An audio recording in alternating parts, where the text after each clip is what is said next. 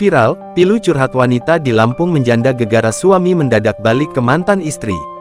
Beredar sebuah kisah pilu seorang wanita yang harus menerima nasib buruknya diceraikan suami karena ingin balik ke mantan istrinya. Dilansir tribunstyle.com dari akun TikTok @lenafurisafitri, wanita tersebut tampak sangat kecewa karena dirinya dinikahi hanya dijadikan janda.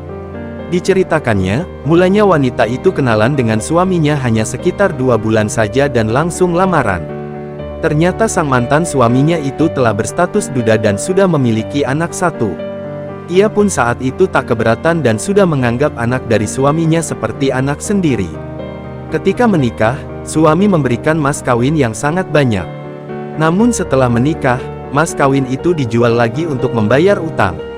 Awal-awal pernikahan semuanya berjalan lancar meski terasa berat karena dilangsungkan saat pandemi COVID-19 mewabah. Namun, setelah setahun usia perkawinan, sifat asli mantan suaminya akhirnya terkuak. Ternyata suaminya adalah penjudi. Ekonominya menjadi lebih sulit menginjak 2 tahun pernikahan. Karena suaminya belum bisa menghilangkan kebiasaan judinya.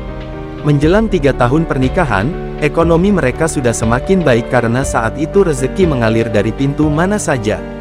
Tetapi di tahun ketiga ini juga ujian sangat berat dihadapi oleh Safitri. Mantan suami tiba-tiba menceraikannya karena ingin kembali ke mantan istrinya. Alasan ini membuat wanita tersebut kesal. Ia kesal karena selama 3 tahun pernikahan tidak dianggap.